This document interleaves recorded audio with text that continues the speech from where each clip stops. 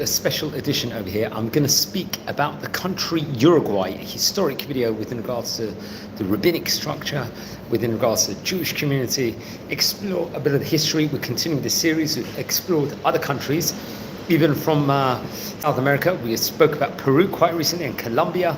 So I thought it's an opportune time to actually speak about Uruguay, another country which had like a famous, let's just say, Jewish heritage in of itself, with Jewish synagogues, and so on and so forth. So very, very privileged. We've already spoken about in this series approximately about 15 different countries already, so making fantastic progress. So everyone sit back and enjoy as we explore some of the Jewish history within regards to Uruguay. Okay, friends over here. So I'm just recording this here from the city of Bet Shemesh, friends.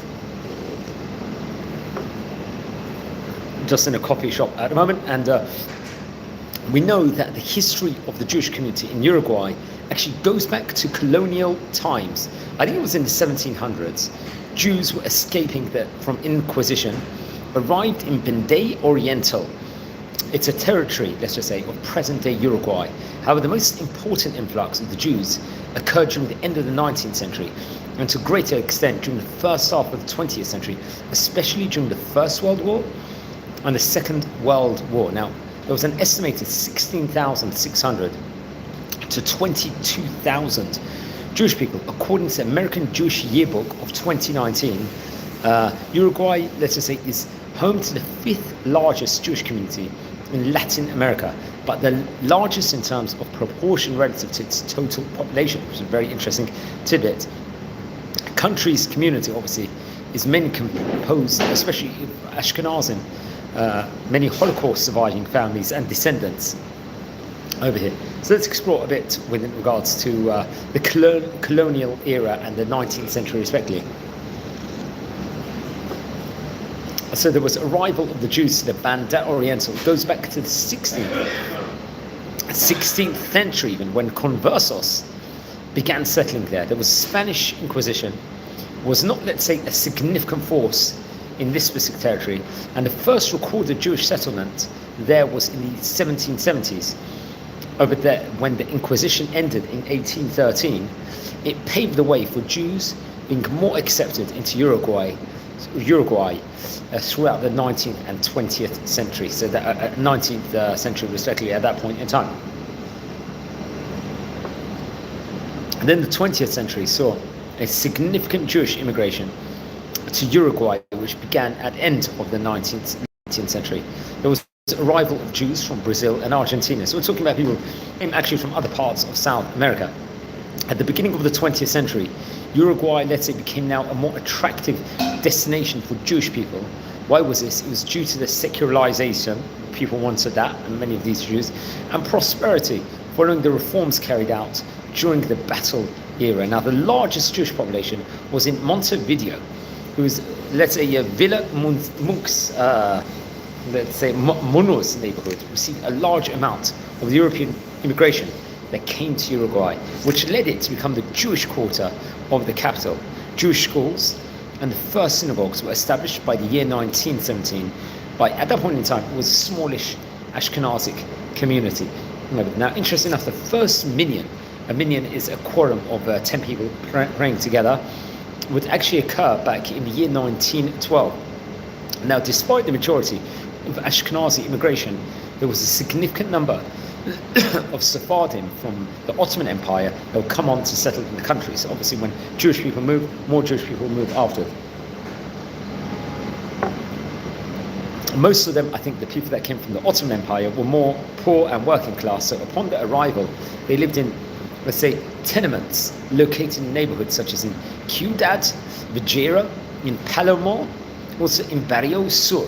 I think come on 1915, 30 Jewish families would come even from Belarus and Bessarabia. They would settle in the rural area of the Paysandú department and establish an agricultural settlement over there.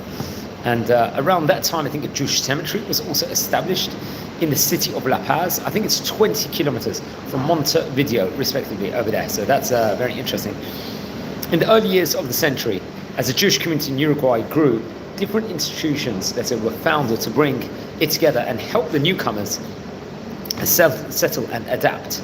After the First World War, the number of Ashkenazim in Uruguay would increase significantly with the arrival of Jews from Latvia, Lithuania, Poland, Romania, and the Czechoslovakia escaping anti-Semitism. The majority of Jewish immigration to Uruguay took place especially in the 1920s and 1930s, and a large percentage of Jewish immigrants during this period were both Italian and German Jews. So people were coming from all over the world. It became a very, very diverse Jewish place, I should say. Now, the Uruguayan Jews themselves initially made a living in small retail, trading and peddling. Some would become craftsmen and artisans.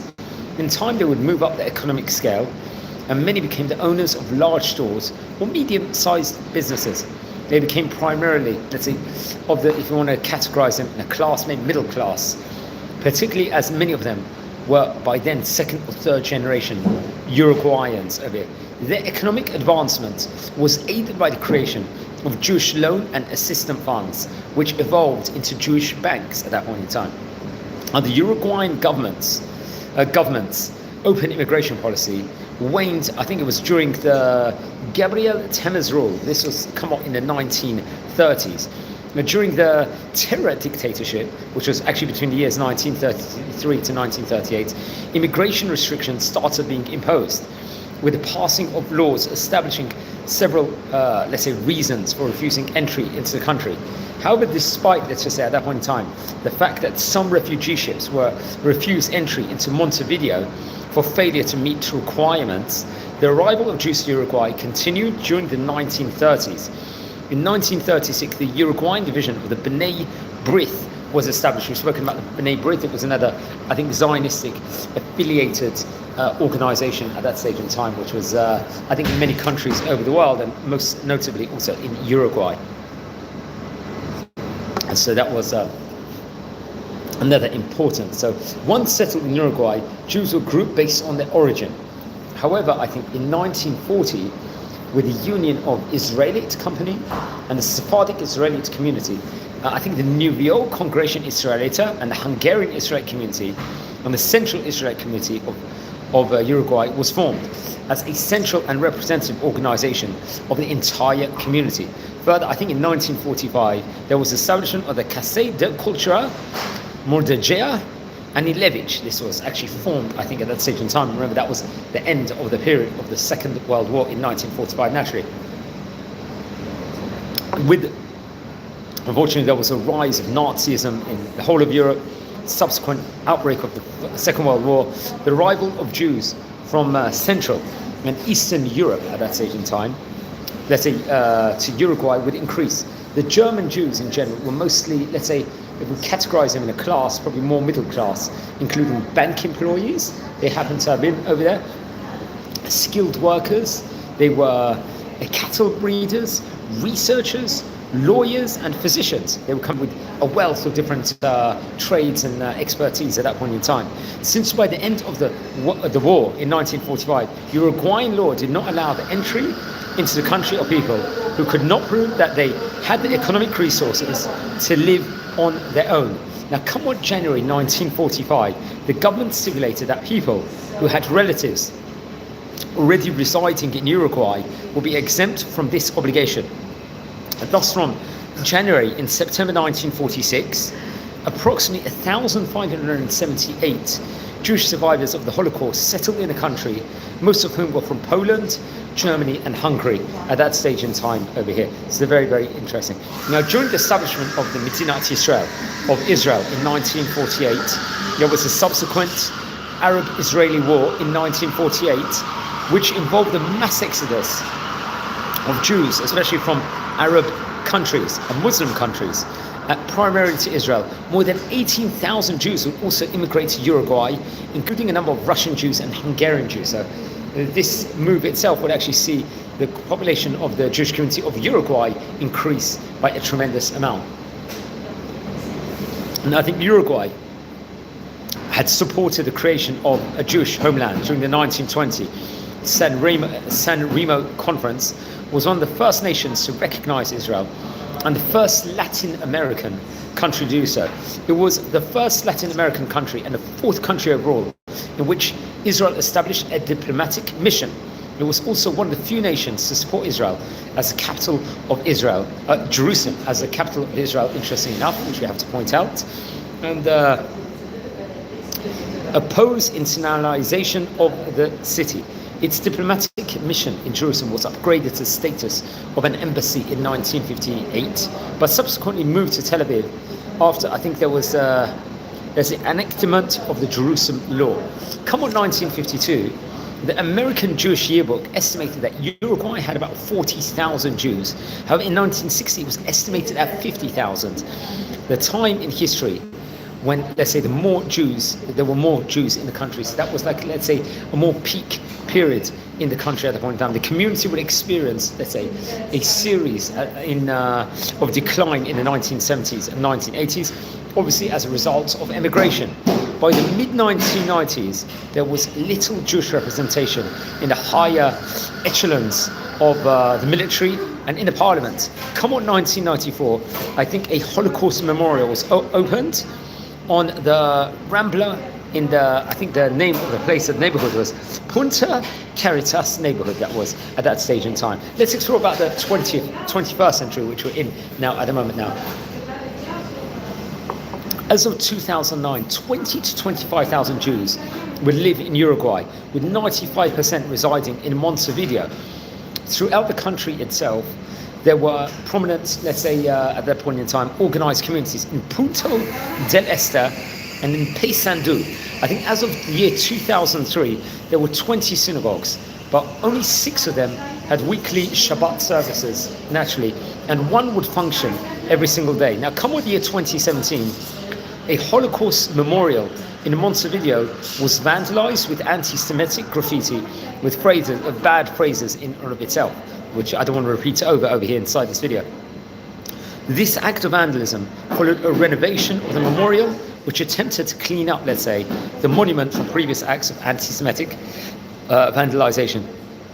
And so we see, unfortunately, there was some anti-Semitism that actually took place in Uruguay in of itself. So, unfortunately, very interesting. So we're going to explore some of the history of some of the famous, let's say, Uruguayan Jews that were actually from Uruguay, that would include, for example, rabbis, including a famous Chazan, Rabbi or Chazan Itzik Al-Ghazi, who died in 1950. We're going to speak about him in the coming minutes. Monsieur Shoshani, he died in 1968. He was a scholar over there.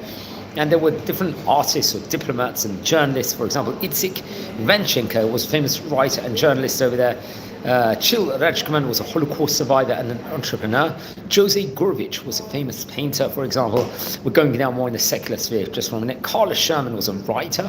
They passed away in 2005. Hugo Fernandez, Feingold, he passed away quite recently here in 2025. He was an academic and a politician also, so that's people what we have to point out over here. Our friends, anyone joining at the moment, we are exploring a historic video of the Jewish community of Uruguay, a special edition over here, and we are just exploring the history and some of the rabbis we can speak about over here. So please, everyone, subscribe if you're new to the channel, you're watching this live, please subscribe and enjoy. And the first person we're going to speak about, a rabbi in Uruguay who was also a Chazan, was someone of the name Rabbi or Chazan Itzik Al-Ghazi. He was one of the most foremost names in recent Jewish history, especially in the Chazanut world, respectively. One of the greatest Sephardic musicians of the earliest 20th century. He had admiration not just of the Jewish community alone, but also of the Turkish community. He would also be titled Effendi. Effendi is a title you give to let's say, a prominent person in of itself, so we get that title. You could say like an honorary title. We've spoken about other Effendis in of itself, including Rabbi Chaim Nachum Effendi, who was a chief rabbi, I believe, of Egypt and of Turkey, and Rabbi Moses Halevi Effendi, and various other. I think there was a famous Zeki Effendi we spoke about here inside this series. So he became well known in the musical circles. He was a master and with knowledge of music, and he was, as we said before, he was also known as a boka, a teacher, and as well as Effendi. He was one of the first Jewish singers from the Middle East to publish numerous commercial records from 1909, especially to late 1920s. The recordings he made was both for religious and secular songs. very valuable evidence of Sephardic music creation in the last decade of the Ottoman period. Now, Rabbi El-Ghazi was born in Izmir, I think in 1889. He was the son of another famous musician, Solomon Al-Ghazi, and Sarah Mizrahi, a descendant of the ancient distinguished family of Izmir, whose roots go back to Rabbi Solomon ben Abraham Al-Ghazi, I believe was a famous rabbi between 1610 to 1683. He was a third generation of famous Chazanim, Chazanic dynasty. His grandfather was Chazan Chaim Menachem Al-Ghazi, and very interesting enough. Obviously, his father was, as I mentioned before, Chazan Solomon. He was also nicknamed the Bulbul, I believe the Bulbuli or Zamir Al-Ghazi. Very interesting enough. He was educated in a vibrant atmosphere, let's just say, in itself, and he would combine traditional religious norms and thinking more modern behavior, let's just say, especially influenced by the Jewish community in the Ottoman Empire, who received a European education. He would actually study in the Alliance school system, but also at the same time, he would receive education in the Talmud Torah at the same time. He would later on study in Hillel Yeshiva, and that was with Rabbi Avram Pella, I think we mentioned before. He would happen to have been the chief rabbi of Izmir in this point in time, and would receive like an important, like say, Turkish education. He would study Jewish liturgical music with his father, Chazan Solomon, and would use him very much as a role model at that point in time. There was a famous Ottoman Jewish composer of the name Shem Tov Shikya, who lived between the years 1840 to 1920. And he would join a choir of the Portuguese synagogue, and he was into various different kinds of music. His knowledge for European music was second to none. Throughout European musicians, opera, and bands, music groups, especially from France, from Izmir, and was known as a really exceptional musical talent. And I think it was tough times, so because of the financial issues, he would also teach private classes, I think, for bar mitzvah children and for children in of itself. Now, I think First World War would actually have an impact on Chazan Al-Ghazi, very much so, but there was the conquest of Izmir by the Greeks in 1919 to 1922, which is highly reported over. So the local community would suffer tremendously. Its leadership, many of them would have to leave Turkey at that point in time. And I think this would actually bring new opportunities to Chazan Al-Ghazi. I think in 1923, at that point in time, I think the Turkish chief rabbi was Rabbi Chaim Bejarna, another rabbi I've spoken about here in this series. Al-Ghazi would be appointed a cantor and musical conductor of the Italian synagogue in Galata, a synagogue known for its developed musical activities, while in Istanbul, I think from let's just say, I think it was, very, very interestingly enough. So he was a keen advocate of Atatürk, and he supported, let's just say, it was a time period of modernization, let's just say, in of itself, that will have differences. He found a place among the young Turkish intellectuals also, not just in the Jewish community. He sang at various different, he reported over, he would actually sing in the presidential palace in Dolmabahce and lectured history and art of music in various places also, which is interesting. I think in 1993, he would leave Turkey and move to Paris. He would serve as a cantor in the Grande Synagogue de Paris. And then in 1935, we're speaking about Uruguay over here, so that's where Chazan Al-Ghazi comes in. He would actually move to Montevideo in Uruguay, and along, I think many immigrants from Izmir would end up in Montevideo also, and he would serve as a Chazan, the cantor, and the spiritual leader of the Sephardic community in Uruguay. Let's say, obviously it was far from his birthplace, and it was one of the important Sephardic centers, let's just say, at that point in time. He would find in Uruguay a young community ready to accept his leadership at that stage in time. You know, it was a time period of opportunity for him and change over there. So it was a much younger community there, and he would serve as cantor of the Jewish communities also in Brazil, Argentina, and Chile. So he became very well known in Latin America.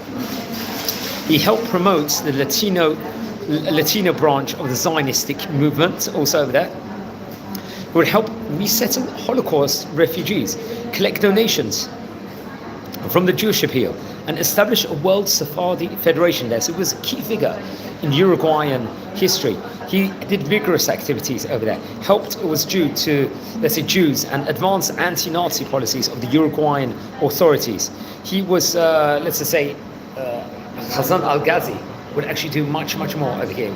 Anyone tuning in at the moment, we are recording a video on the history of Uruguayan Jewry from yesteryear. So please, everyone that's tuning in and you're new here, please subscribe to the channel. We do loads of interesting videos, so we'll appreciate it if you could subscribe to the channel over here.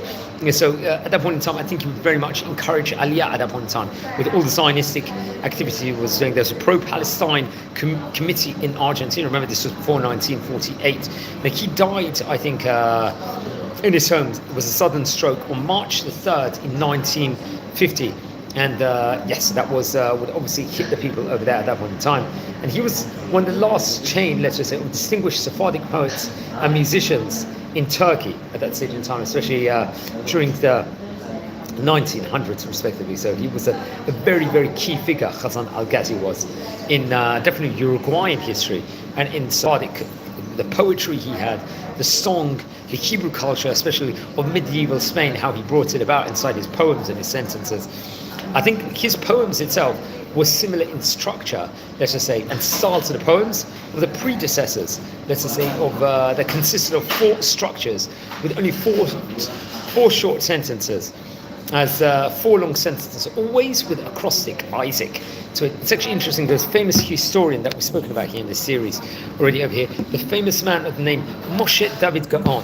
So he wrote famous books. I think in 1938, he noted in one of his books over there, one of the famous books he had, that Al-Ghazi was known throughout Turkey's, let's say, cities and elsewhere. His actually name was nicknamed in English, which translated Pleasant Singer of Israel, Na'im Smirot Israel. Now, after Ghazan Al-Ghazi passed away, the renowned collector of Sephardic songs, someone named Isaac Levy, called him the greatest Sephardic singer in the first half of the 20th century and the prince of Jewish Eastern music. Now, I think very much Professor Edwin Sorosso of the Jewish Music Research Center of the Hebrew University of Jerusalem would give many information with regards to Ghazan Isaac Al-Ghazi in of itself. Now, another key rabbi, a scholar in Uruguay, was someone named Monsieur Shoshani. So who was he? He lived between January the 9th, 1895 to January the 26th, 1968. So he lived about 73 years. Also spelled Shoshani, you could say, in it's the different spellings, obviously in South American context and in English context. So Shoshani or Shoshani, and very interesting. He was known as an enigmatic educator. I think we've mentioned him before inside this series, and very enigmatic. He was one of the Jewish leaders and let's say educators in his point in time. His students found. He had students in Israel and South America, post-World War II Europe, after post-World War II Europe also, and especially one of the students included Emil Levintus and Elie Wiesel. Very interesting. So it sounds like a very decorated person in of itself. So not that much known is about Shoshani in of itself, including his real name. I think it was a secret which he zealously guarded.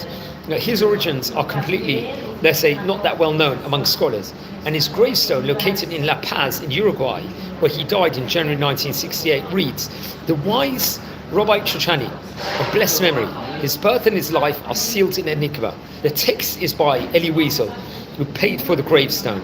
The name Shoshani, which means person from Shushan, is most probably an allegorical reference, or possibly a pun. Let's say Elie Wiesel hypothesizes that Shoshani's real name was Mordechai Rosenbaum, so seemingly, according to Wiesel, he would have been from Ashkenazic descent, while Hebrew University Professor Shalom Rosenberg asserts that Shoshani's actual name was Hillel Perlman. So according to both these opinions, he would have been actually from Ashkenazic descent, because the name Shoshani usually you'd assume would be actually a Sephardic last name, but that wasn't the case with him. An article published by someone named Yael Levine in 2015, based on genealogical research, brought documentation supporting the view of Shoshani was none other than Perlman, a native of Brest-Litovsk. Okay, so that's very interesting. Let's progress with him. Now, he had the appearance of a vagabond, and yet was reputed by a master of various areas of human knowledge, including science, maths, philosophy. He was into the Talmud also, Gemara. Most of the biographical details of Shoshani's life are known from the works and interviews of various students he had, as well as, let's say, anecdotes that was of people whom he encouraged during his lifetime. He was very much a people's person over here. He appeared in Paris after the Second World War, where he taught between the years 1947 to 1952. He disappeared for a while after that and spent time in the newly formed state of Israel. He would return to Paris and then left for South America, where he lived until his death, and he was buried in the Israelite cemetery of La Paz in Uruguay, over there. Although there is no body of works by Shoshani himself, there's various circulations for decades about notebooks of his handwritings held by various students. In 2020, for example, someone named Professor Shalom Rosenberg donated close to 100 of the notebooks to the National Library of Israel, and where I think they're very, very interesting. Now, some notebooks are also available at the designated, various different designated places. I think there's shoshani.org.il, which I recommend. And I think a French journalist of the name Solomon Melka wrote in a 1994 book about him, if I'm not mistaken, also, which is very, very interesting. Yet he was close to Elie Wiesel, as I mentioned before, and Elie Wiesel described him, his initial 1947 encounter with Shoshani, in the Legends of Our Times, in chapter number 10, where Wiesel will write that Shoshani was just describing about him. Himself, all respectively, very interesting. Now, he was a film writer, I think. Shoshani was, if I'm not mistaken, a few different productions he would do. So that's interesting. Let's explore a bit about the synagogues from Uruguay over here. Now, among the synagogues includes in Montevideo, for example, the Sephardic Jewish community, the Uruguayan Jewish community, the New Jewish Congregation, Va'at Ha'ir, Yavne, the Beit Jacob, the Adat Yisrael synagogue, the Anshe Yeshurim, Poktios Sephardic, and the Or Israel. Those are in Montevideo, for example, which is to point out. Then I think there was other places also. Remember, I'm not too sure if all these synagogues were of the Orthodox stream in of itself, because I do think there was other communities that did come in also into Uruguay that might not have been totally Orthodox. But that, please correct me if I'm wrong on that. And the first synagogue we're going to speak about is we'll say it's in Uruguayan language, Comunidad Israelita Sephardi. What was that? The synagogue of the Sephardic Jewish community, and it's obviously it was located, or I'm not sure if it's still running, in Ciudad Vieja neighborhood of Montevideo in Uruguay. Now, obviously, it's been present, the community in of itself in Montevideo, since the first decades of the 20th century. Now, this synagogue opened its doors in the year 1956. I think it had the name Bet Israel to it, and it was inspired, let's just say, by the Portuguese synagogue of New York. Very interesting enough. So that's the first synagogue we are going to speak about over here. Obviously, was following the Sephardic liturgy and located in Montevideo in Uruguay, respectively. So that's very, very interesting. So another synagogue we're going to speak about now is the Comunidad Israelita del Uruguay. What's that, friends, over here? Now, that's a synagogue, once again, located in Punta Carretas, a neighborhood in Montevideo, Uruguay. It was founded in the 1980s and it operated in a building in the central neighborhood until 2024, quite recently.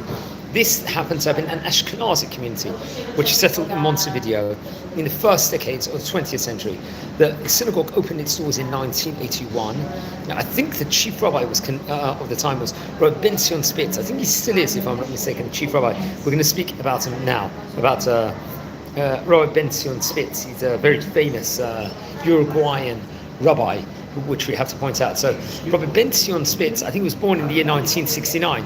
So he was obviously the chief rabbi of Uruguay. He was actually born in Queens in New York. In May 2013, he was appointed as chief rabbi of Uruguay, a position he held for several years until October 2016, so for a 3-year tenure. So that's very interesting. He would take the premiership role when he was about 44 years of age. Now, Rabbi Ben-Zion was born in Queens in New York, and he was the son of Elliot and Neerat Spitz. His father was, let's say, working in international commodities, a trader. His mother was an artist. The family would move, I think, the father's business assignments, and Rob Ben-Zion would spend formative years of his childhood in Caracas in Venezuela, very interesting enough, and in Rio de Janeiro in Brazil, where he learned to speak Spanish and Portuguese, very interesting. I think he actually attended Yeshiva University High School, also in Manhattan, for a period of time, Rob Ben-Zion Spitz. So he was, let's just say, maybe we're going to speak more about him in in due course about Rabbi Ben-Zion Spitz over here, and very, very interesting enough. So so he was a key rabbi, Rabbi Ben-Zion Spitz, and we will in the coming minutes speak more about him, friends, over here. Okay, so friends, anyone tuning in, we're live at the moment, recording a video at the moment about the history of the Uruguayan Jewish community, of a special edition over here. So anyone tuning in, please subscribe now to the channel if you're new, and hit the like button also, please. Now, we're exploring the synagogues from the country Uruguay in South America. Now, among more synagogues, was one of them was called the Vaad Ha'ir synagogue, which is located in the central neighborhood of Montevideo in Uruguay. The construction of this synagogue, I think, was in 1944, and it was consecrated, I think, in the year 1948. And obviously, yes, that was another famous synagogue. The Vaad Ha'ir, let's say the committee of the city synagogue, respectively, that's what it is actually called by. Now, the Yavna synagogue happens to be another synagogue over there. It's a congregation. This located in the Poctius neighborhood in Montevideo. I think the synagogue is co-located with the Instituta Yavna, a Jewish school. And I think the Yavna school system in of itself is a well-known school system all over the world. There's many schools all over different places. And I think, if I'm not mistaken, the school system itself, especially in England, definitely identifies itself as a modern Orthodox branch of Judaism, let's just say so. Then there's the Raphael Temple, a Jewish, another one. I think it's located on Captain Miranda Street in Punta del Este, in the Maldonado department of southeastern Uruguay. I think it's the oldest synagogue in Punta del Este, respectively, over there, which is very, very interesting to point out about there. Now, the Beit Yaakov synagogue, also known as Beit Jacob, we have to call this by. That also is in Punta del Este. What's that? The Beit Yaakov synagogue, obviously located in Cilia Rizzo. I think it's near the bus station in Punta del Este, and southern eastern part of Uruguay. The synagogue, let's say, was a central location, and mostly actually attended by the Sephardic Jewish community of there. So you can see a diversity of communities in Uruguay, respectively. Now, another chief rabbi. Now, let's go back to the notable personalities and rabbis of Uruguay. We've spoken about already a few in today's class. Rabbi Yosef Bitton, someone I personally know also, and let's speak a bit about him. He is an Argentinian-born community rabbi, and he was the chief rabbi of Uruguay also. Now, he was born in Argentina to Argentine parents. His parental grandparents, I think, came from an area in Morocco called Tetuan, someone we spoke about before. And his maternal grandparents were from Damascus in Syria, respectively. That's something we have to point out. So he received his rabbinic ordination from the chief rabbinate of Israel, and his Dayan also. So he would receive a Dayanite ordination from Chacham Ovadia Yosef. Remember, Rabbi Ovadia Yosef was a chief rabbi of, happened to have been the chief rabbi of Israel between the years 1973 to 1983, one of the most famous rabbis, without doubt, in Israel. He began his academic studies at Yeshiva University. He also studied at the famous Bar Ilan University, where he would get degrees in Hebrew language, which is very, very interesting, biblical studies, and Talmud. Over here, this is Rabbi Yosef Bitan. In addition, Rabbi Biton studied at Hebrew University, in the Ben Gurion University in Beersheba, and in the Department of Religion at the Emory University in Atlanta, in Georgia. Very interesting. So he had a very much well-decorated rabbinic career, academic career. His rabbinic career would serve more than 35 years as a community rabbi in Buenos Aires, in Montevideo, part of his time, obviously in Uruguay. That's where he was the chief rabbi of Uruguay at the moment. We're speaking about Uruguay here in today's edition. And then he would go to the United States of America. He was a rabbi of the congregation Shari Rachmim, belonging to the United Mashadi community of America in Great Neck, New York, a community very close to my heart because I've got a little family that actually pray there. So I met Rabbi Yosef Biton personally on various occasions, especially when I was in that community in of itself. So very, very interesting. If I'm not mistaken, as of recently, he's a rabbi of the congregation Ohel David in Brooklyn. Now, in 1985, Rabbi Yosef Biton served as a rabbi of the congregation, I think congregation Shalom, I think it was. He would then become the rabbi of the Agudat Dodim community until 1996. This was both Sephardic congregations in Buenos Aires. Now, I think come the year 1996, an organized community of immigration project, Aliyah, with the vice mayor of the city of Dimona in Israel, Albert Asaf, Robert Biton and his family were joined by 40 others, the majority belonging to Agudat Dodim community of Flores, Buenos Aires. Interesting enough, that's in 1998, he would return to South America as the chief rabbi of Uruguay, where he was a spiritual leader to over 15,000 families for 4 years. Very, very prominent position over here. You can see we're talking about another chief rabbi of Uruguay here. In 2004, that would be the time period he would move to New York, where I think he currently lives in New York. And when if I'm not mistaken, his wife is Rabbanit Kotti, and he's got children and grandchildren. I think his daughter happens to be another famous let's say public speaker in New York, also very well known, worldwide famed, if let's just say himself, speaker and Israel advocate, if I'm not mistaken. And so he was obviously the rabbi of the congregation Shari Rechamim. I think it was in 2013 he would become the congregation Ohel David rabbi. Ohel David and Shlomo in Brooklyn, respectively. Rabbi Yosef Biton has published works. I think his first book was a Talmudic analysis of the story of Cinderella. Interesting enough, his best-known book is An Awesome Creation, an analysis of the first 3 verses of Genesis chapter 1, verses 1 to 3. The book, I think, was translated in Spanish and Portuguese also, and received coverage in multiple sources also. I think in 2018, he published a book called The Forgotten Giants, the story of 26 Sephardic rabbis, and before and after the Spanish expulsion. He also completed a book of creation called Dinosaurs in the Bible, on Genesis 1, verses 20 to 22. And the book had been published, I think, in Portuguese also. And I'm not sure if it's been yet published in English and Spanish, but I'm not too sure. He's also famed to have a daily email, if I'm not mistaken, website of Halacha a day, I think in both English and Spanish, which has as many as 48,000 subscribers, which is absolutely phenomenal. So over there, so he was now the chief rabbi of Uruguay, Rabbi Yosef Biton. Now, obviously, I think currently Uruguay is home to the 3rd largest Jewish community in South America, and just after Argentina and Brazil. I think as of 2020, there are about 16,500 Jews residing in Uruguay. Obviously, it's integrated very much in civil society over there, exercising its Jewish identity, bring positivity, let's just say, to economic and social development of the Republic. And the CCRU, the Central Israelite Community of Uruguay, I believe is a representative of the community, of the Jewish community, of the country, respectively. The president, I think, currently is a man of the name Gerardo Stukinski, if I'm not mistaken. And, we've spoken already about the colourful history of the Uruguay community, where Uruguay itself is a geographical intermediary between Brazil and Argentina. And Uruguay did not have, let's say, an active inquisition. And I think there are some traces of converts that lived in the 16th century reported over. And the present Jewish community has its origins, I think, in the year 1880, as I said before. 1909, there were 150 Jews living in Montevideo, only that amount. We spoke about in 1916, a great amount of Ashkenazic Jews came.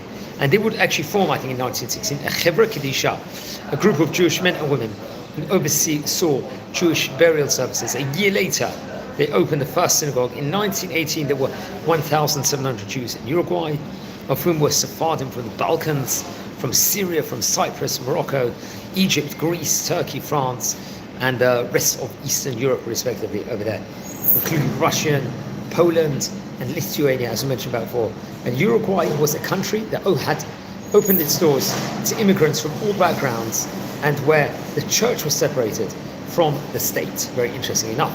Now, it's interesting, we didn't speak much about this, the city of Payasandu. There were early dispersed Jews before 1916, and in that same year, a large group of families would arrive from Brazil and found a colony over there. The Israelite Society of Payasandu was formally created in the year 1929, with, let's say, people who continued arriving to Montevideo and Argentina. Now, between years 1925 to 1938, as well as, I think, in 1933, many Jews went to Argentina, as I mentioned before. Now, these immigrants, let's say, came in vast majority from modest homes. where they arrived in Uruguay. They worked in diverse industries, in refrigeration, for example, the tram, the street vending, commerce, small workshops of confession and carpentry, and so on and so forth. So very, very interesting. And they were working in agriculture, some of the people over here. Very interesting. And there was great economic possibilities offered by the country to help social ascent. And there was a clear sense of identity. The Jews gradually integrated themselves into society intergenerationally in of itself over here. So very, very interesting. So unfortunately, there was a wave of anti-Semitism will come out in Uruguay, especially in mid-2014. We spoke about the graffiti incident over there. And there was some expressions from government members which will reflect this also. And unfortunately, there was a murder of a merchant and leader of the Jewish community in the city of Paysandú, respectively. Also, that's what we spoke about on outside. Now, anyone joining at the moment in this video, we are recording a historical video of the country Uruguay, the Jewish community over there, the synagogues, the famous rabbis, and what actually went on since the Jewish community really formed this. Anyone tuning in and you're new to the channel, please subscribe now to the channel over here. Okay, so years of the Holocaust, we spoke about that, but let's speak about it again. At the beginning of the Second World War, Uruguay imposed limitations on immigration. However, in 1939, some 2,200 Jewish people, coming mostly from Germany, managed to enter. In 1940, another 373 Jews arrived at that point in time.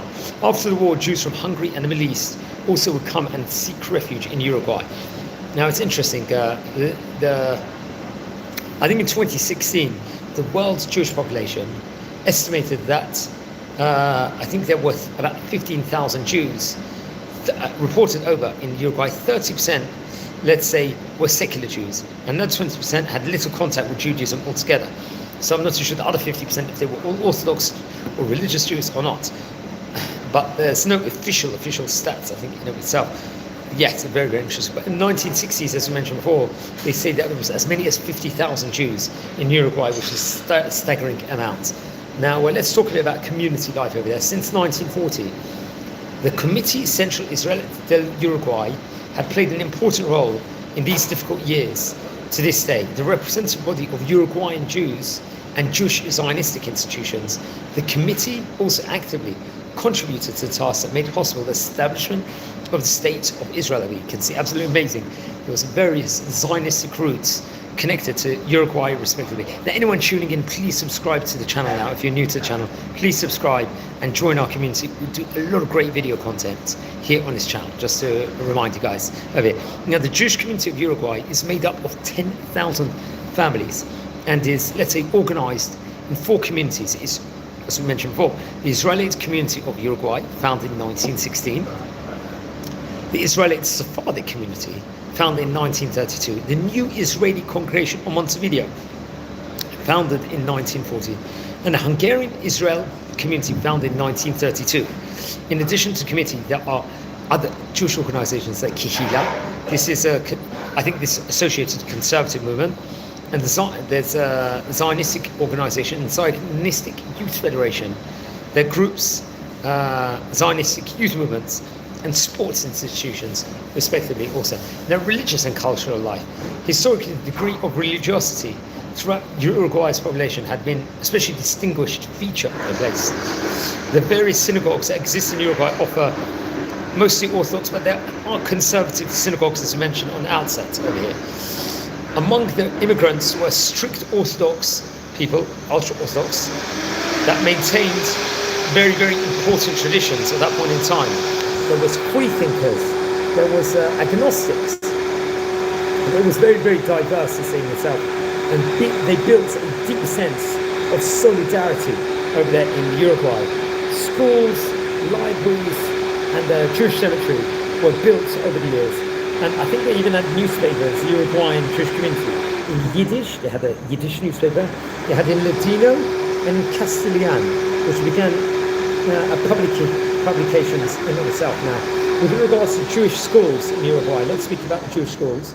I think there were comprehensive schools in Uruguay with a curricula in Spanish and in Hebrew, ranging from initial to pre-university education, which I point out, including Escuela Integral, the Instituto Ariel happened to be an Instituto Yavna, which you mentioned about the Yavna school system. And I think the Chabad Center also, they run the Rambam school, which we have to point out. Now, there's also another organization called the Universidad Ort Uruguay, there happens to be. The Ort Uruguay, recognized by the state for offering titles equivalent, let's just say, to those from public universities. They play a significant role in higher education. Additionally, the Jewish community sponsors permanent seminaries on Talmud, on the Gemara, respectively, and Judaism at various institutions, including the School of Law University of the Republic and the Universidad Ort Uruguay. I think the Catholic University also, and the University of Montevideo. Now, how about kashrut, kosher opportunities over there? I think there's locally produced kosher food over there. There's imported, always readily available, and kosher restaurants, mainly in the Jewish institutions. For youth, I think they've got a lot also on offer. I think there are seven Jewish youth movements currently, and they bring together young Zionists with activities that seek educational, social, ideological development of its members. Now, through non-formal education, Jewish Zionistic values are transmitted to boys and girls from 4 to 18 years of age. The central institution that nucleates, let's say, these movements is a Zionistic Youth Federation. Very interesting now. Now, there's several places, there's various different places of interest also for Jewish community that are coming to Uruguay to travel, to actually visit, especially in Montevideo, the Holocaust Memorial, which I spoke about before.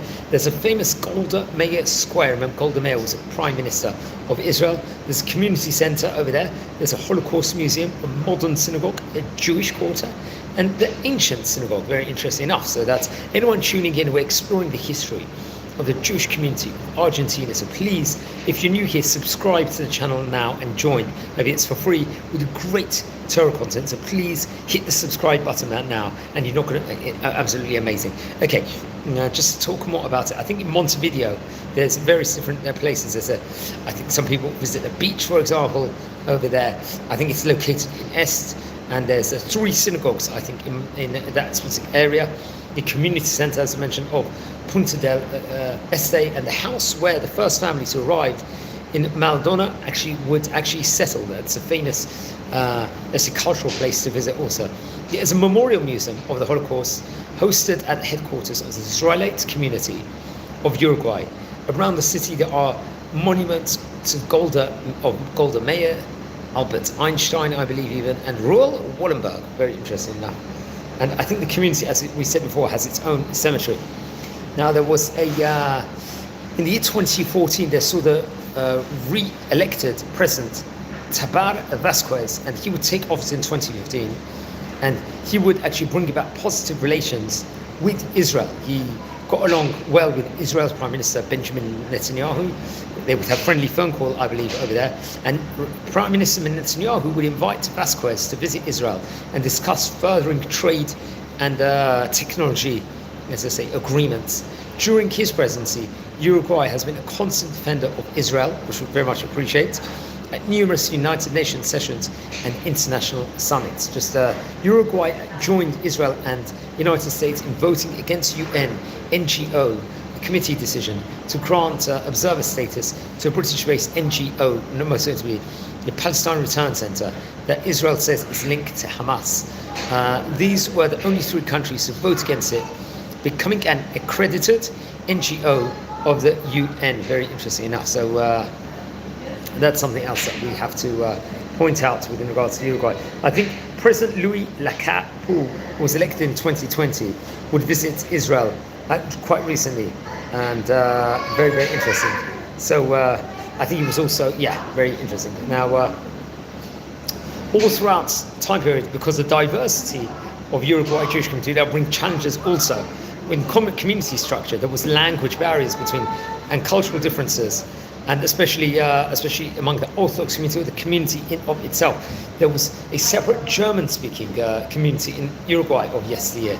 So that's very interesting. And there was also more liberal communities, especially among the German community, I think, maybe associated with reform. Now, I think the appointment of the first rabbi of Uruguay was a man named Rabbi Gustav Rossmann.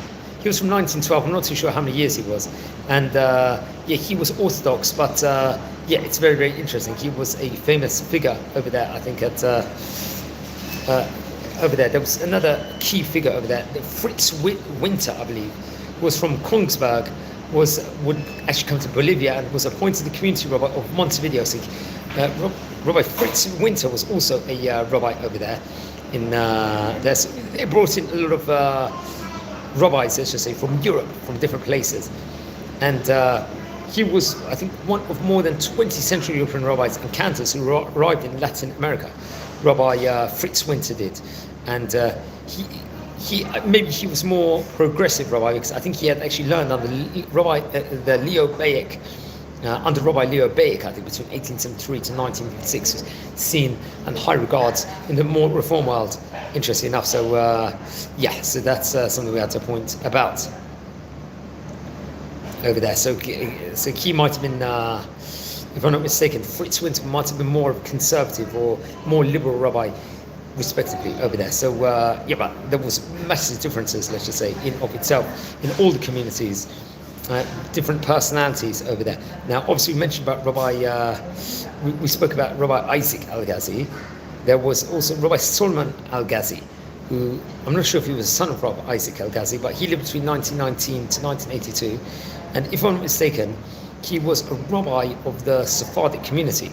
And at the same time, I think there was another rabbi, Rabbi Aaron Milevsky, who was an Ashkenazic chief rabbi. He passed away, I think, in the year 1986. Rabbi Milevsky did. And that's very, very interesting. We're going to speak about him. Let's speak about Rabbi Aaron Milevsky. He lived between 1904 to 1986. He was rabbi of the Jewish Ashkenazi community in Montevideo in Uruguay. Another rabbi we're speaking about that was famous in Uruguay. He was actually born in Lithuania and studied in the yeshivot of Grodno and Slobodka. And I think, come on, 1924 to 1929, he was in the yeshiva in Hebron. In 1937, he was rabbi of Lithuania.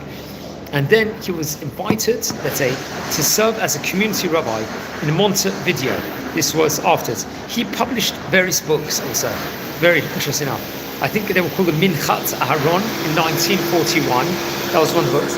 The Nachalat Aaron, which was printed in 1951. And the third book, called the Helkat Aaron, was published in 1991. I think he would settle in the year 1970 in Jerusalem. So he was, I think, in Montevideo, if I'm not mistaken, between 1937 to 1970. So that's more than a generation, probably around 33 years. It was another key figure, let's just say, in Uruguayan history, without a doubt. That's something that we also need to point out also. So there's more that we can say about the history of the Uruguayan community. Let's go back within regards to pre-1918, just going back to the 1700s and so forth. So everyone tuning in at the moment, we're exploring the history of Uruguayan Jewry. So if you're new to the channel here, please subscribe to the channel now. And we've got a fantastic channel here, so please subscribe now. Now, just going back to it, I think the first record of Jewish settlement in Uruguay was in late 18th century, in the 1700s. And very, very interesting. So we're just going to explore a bit about the early history of the community. That I think even in the 16th century, there were traces of people that came actually from the Spanish Inquisition at that point in time. There's documents, but not many, relating to Jewish history of the colonial period. 1726, there was a governor of Montevideo called upon the first settlers to be the persons of worth. He gave that of good habits, repute, and family, so that they be not inferior, nor, let's say, of Moorish, of Jewish race over here. The first recorded settlement of Jewish people was in the 1770s, reported over. With the end of the Inquisition in 1813, the political and social system of Uruguay evolved to a greater level of openness and tolerance. This opened, let's say, provided the basis at that point in time for continued Jewish residents beginning in the 19th century. Various documentations of today's Jewish community dates back only to 1880, as we said before. In 1905, we talked about various records of Jews' arrivals, and that's what we mentioned about before. We already spoke about 1920s to 1930s, respectively, of that point in time. So that's very, very interesting. We talked about already how I think the community didn't open its first synagogues in 1917, and We stated before, Uruguay was always a temporary stop for Jews going on their way to Argentina and Brazil. So many people come and go from that point in time. Very, very interesting. So we did speak about that before, and we spoke about the formation of the State of Israel. As many as 18,000 people would come from various countries and move to Uruguay also. And we said about how 18,000 among places all over Europe people will come, also from Algeria, Egypt, and Rhodes. People will also come to settle in Uruguay at that point in time. Now, most famously, I think a recent chief rabbi of Argentina, would famously have made a visit to Uruguay in the last few years, if I'm not mistaken. It was very highly documented. His name was Chief Rabbi Isaac Saka, and he would meet the two Sephardic, the president and the vice president of Uruguay, were people named David Cohen Acher, and I think he was a president, and Victor Mays, who was vice president of the Sephardic Jewish community of Uruguay, respectively. I think they currently are, if I'm not mistaken. And Chief Rabbi Isaac Saka of Argentina would actually visit them in a famous visit. Uruguayan leaders visited Rabbi Saka, I think at the Sephardic Chief Rabbinate, to ask for, he would give support, he would be working, giving great advice also to strengthen the Sephardic community of Uruguay. So Rabbi Isaac Saka very much has helped benefit Uruguayan, especially the Sephardic Jewry in of itself. Now, as before, the Sephardic community in Uruguay was founded in Montevideo in the year 1932, very much, and they keep the Sephardic tradition respectively. Let's say something just about Rabbi Isaac Saka, who's got integral roles. He's a chief rabbi of Argentina, of Buenos Aires, also is a very good friend of Uruguay and has helped Uruguay, the Jewish community, tremendously. His family actually is from Aleppo, if I'm not mistaken, and Eastern Europe. He actually studied himself in Yisod Hadat, I think Yeshiva, a community in Buenos Aires that keeps the Aleppo's traditions, and he would become a distinguished student of Rabbi Yitzchak Shebal, who was a chief rabbi of Argentina at this time. And I think from 1981 to 1984, Rabbi Isaac Saka studied at Yeshivat Porat Yosef in Jerusalem, in the old city of Jerusalem. From 1985 to 1989, he would study in the Yechevei Dat Bet Midrash with the first group of students. It was directed obviously by Rabbi Ovadia Yosef at that point in time, and he would get rabbinic ordination over there.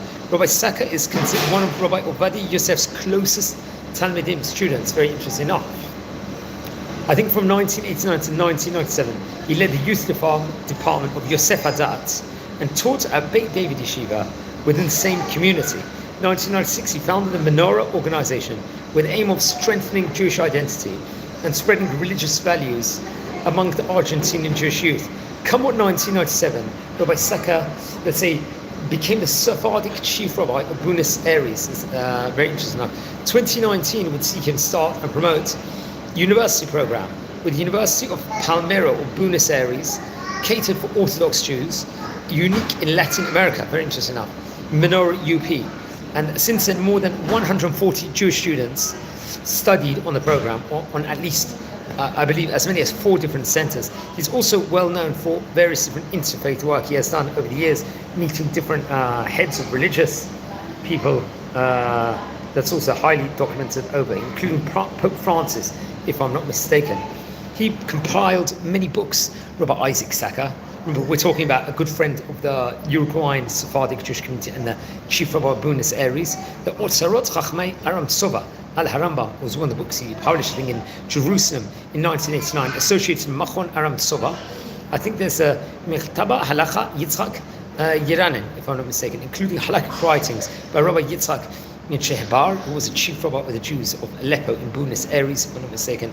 And he would translate books also. Chazon Ovadia, the Pesach laws of the Haggadah of Rabbi Ovadia Yosef, for example, that was published in the year 1989, if I'm not mistaken.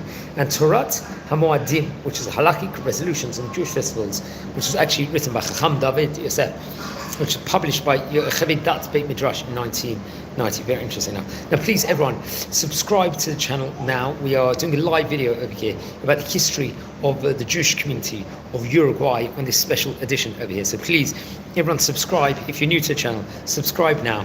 And we've got great videos on this channel.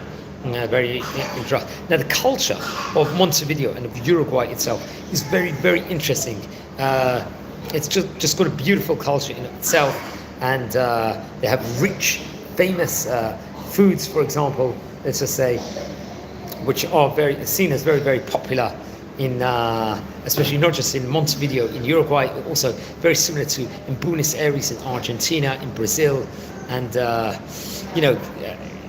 there's I think Chabad really helps tremendously in respectively over there. They have a rich culture in of itself, so that's also interesting. So friends, let's speak about there was another chief rabbi, I think, of Uruguay at one window of time.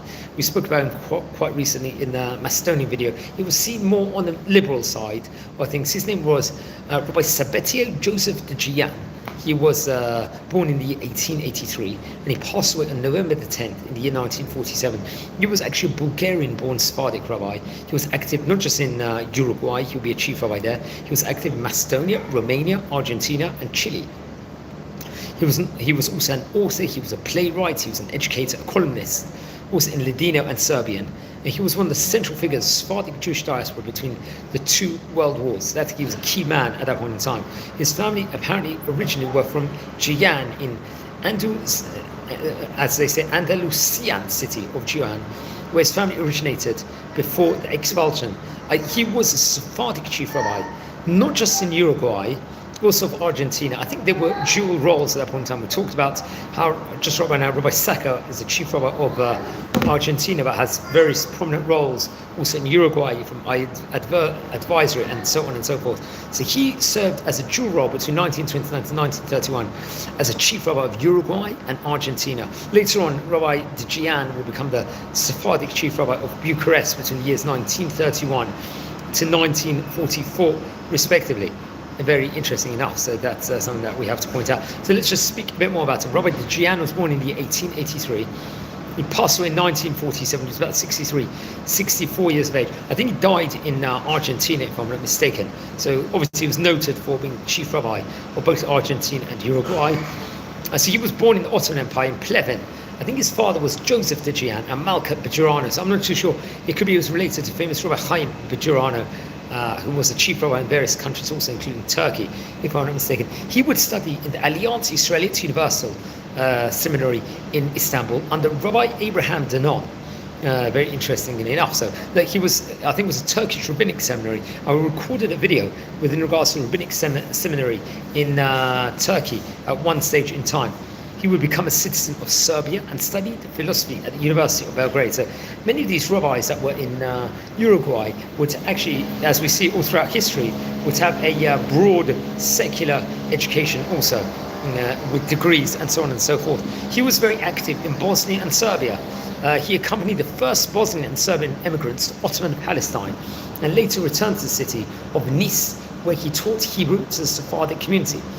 He founded two youth organizations in Belgrade of the names Gideon for high schoolers and Hataya for working youth. With funding from his community, he would travel to Jerusalem to study Torah.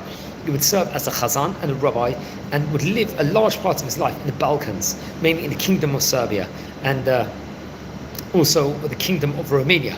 During the First World War, he lived in Austrian Bosnia, in Sarajevo and Travnik. At an early age, he excelled as a journalist. He was an editor at the Serbian newspaper Verma in Belgrade.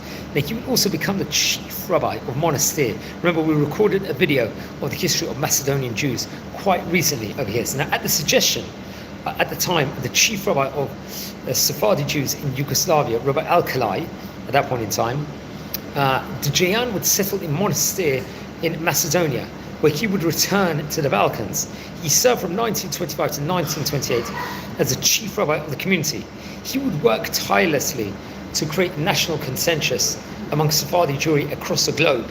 He was one of the founders of the World Confederation of Sephardi Jews, established at the Vienna Conference in the year 1925. We're talking about exactly 100 years ago here from the time of recording.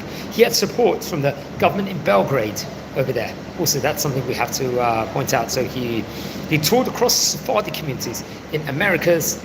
He would raise money for children who were orphaned in the Balkan Wars and the poor Jews of Monastir, as well as renovation of its Jewish cemetery. And yes, as we said before, I don't know if he was totally, let's say, you would consider him as a totally orthodox rabbi. We had to point that out on the outset. Also, because if I'm not mistaken, it's actually reported over here that he would I think in the Aragon, at his time, he would. There would be the removal of the chitza. He suggested it at that point in time. So I don't know if that was due to community pressure or he himself supported that himself. Remember, he learned in the Turkish rabbinic seminary. So I don't know if that went down well among the more stricter Orthodox people over there. Remember, we are a channel over here that advocates very much for Orthodox Jewish stream over here.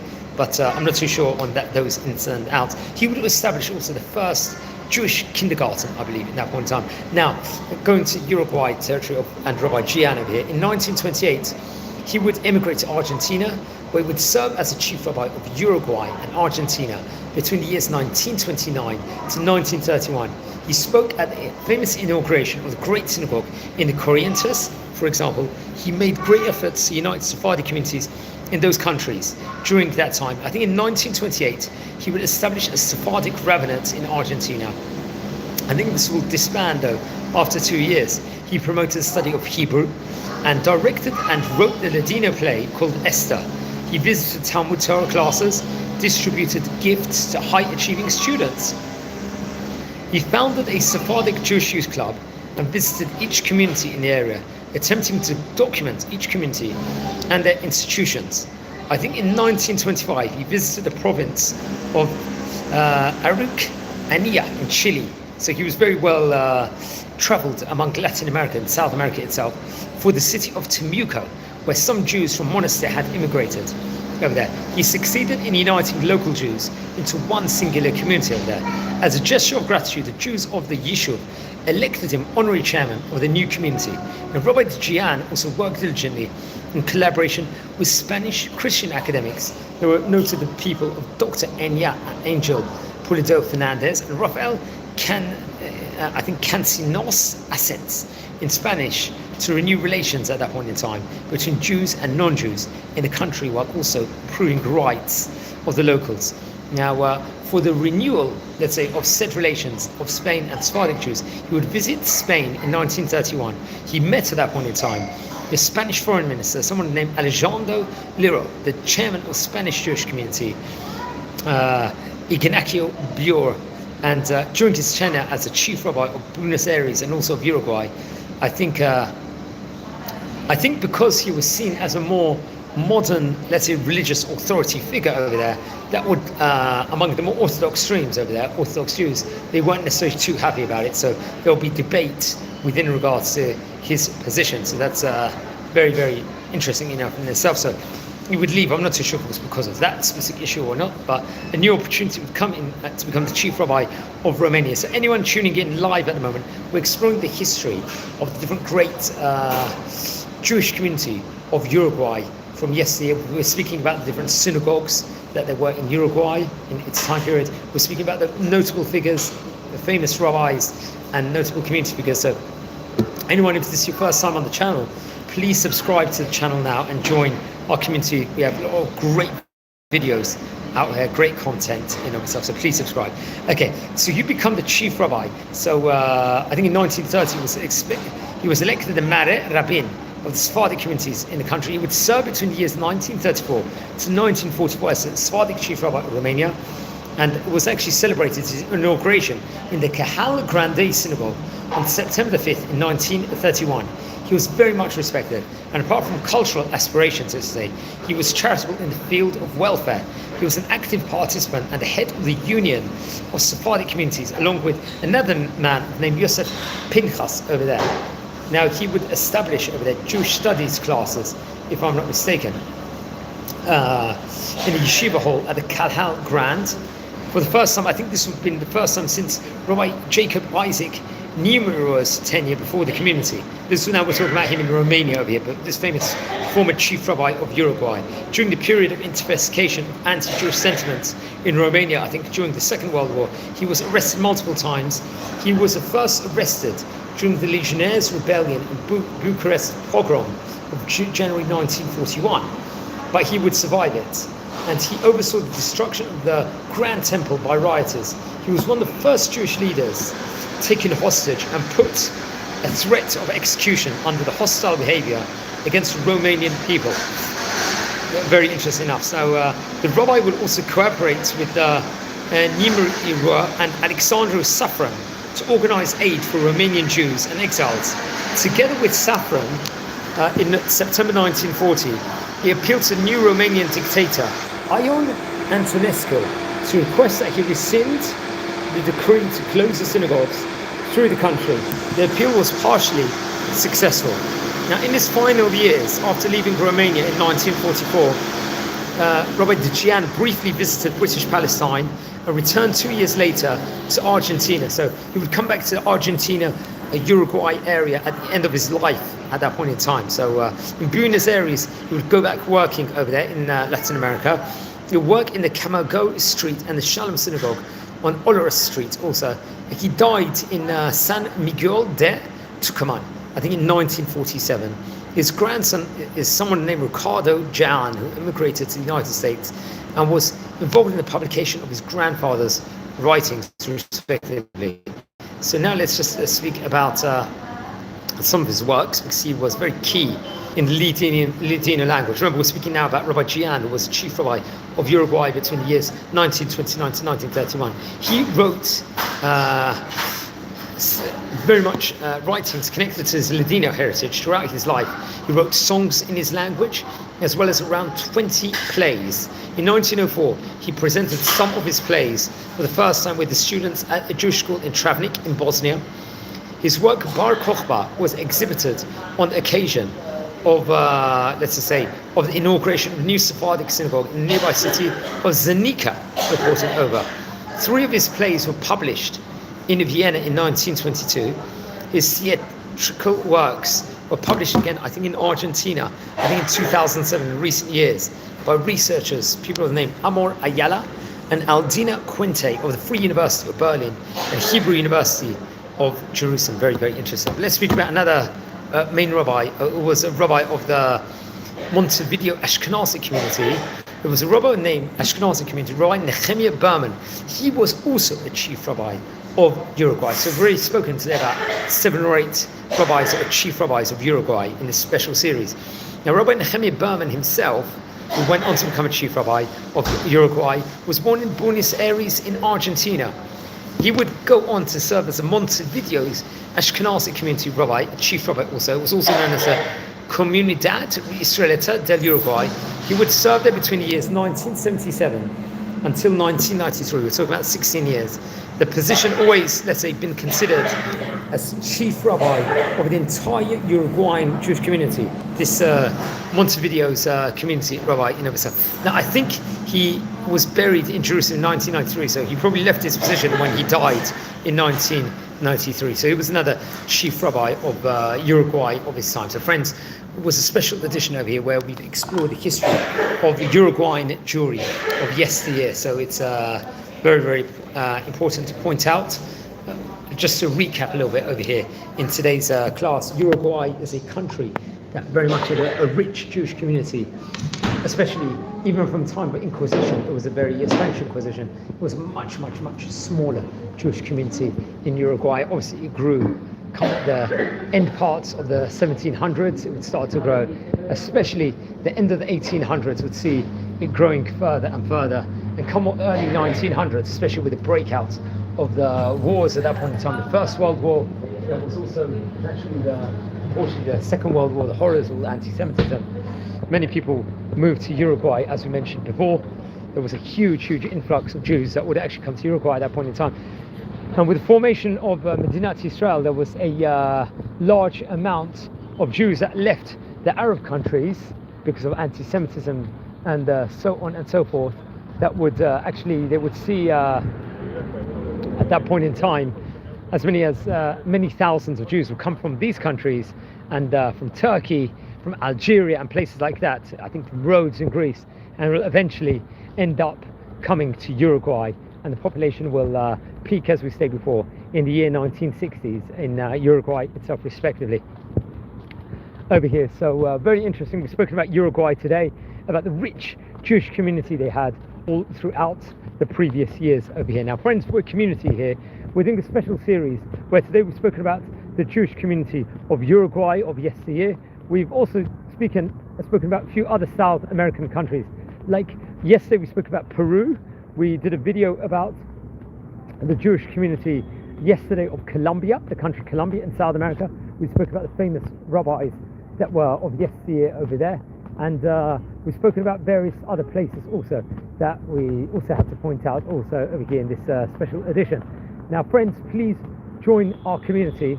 We at the moment, if you subscribe, we've got 7,500 subscribers, which is a phenomenal achievement, friends, and we're going from strength to strength. So please, we'll appreciate it if you fantastic people out there can join the channel and you know, be part of the works and undertakings that we are doing. Now, we've already recorded videos about 5 or 6 rabbis that were chief rabbis of Uruguay. We've done separate videos on them also. So this is also, we've done about 1,350 biography videos of great Chachamim of yesteryear, from especially the Sephardic countries, the Ottoman territories, and all these different places we try to concentrate on and really bring it about to life.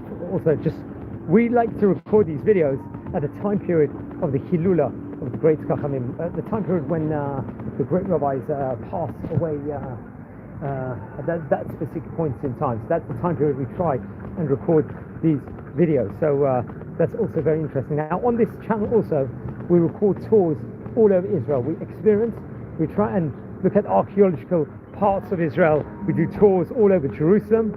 We try and visit the synagogues connected to many of the countries that we are speaking about. That's another project that we're working on, and thank God we've recorded more than 200 tours already inside this channel. Also, we do daily Talmud tidbits over here, where we'll speak about the daily page of the Daf Yomi, as they call it, over here. That's also been a tremendous undertaking. We'll record videos on current events, also on the Parshat Shavua and on the Hebrew Jewish month also, respectively. So a lot of great content on this channel. So please, asking you all if you can please subscribe to the channel. And thank you very much everyone for watching. It was a special edition over here of the community of Uruguay, and we've really actually brought Israel to Uruguay today, and we can see that the relations between Israel and Uruguay is very, very strong currently here in current years in Israel. So I'm recording this here from the city of Bet Shemesh. I appreciate all the fantastic feedback, friends, and wishing you well. And please, once again, subscribe to the channel. I appreciate all your feedback. Thank you.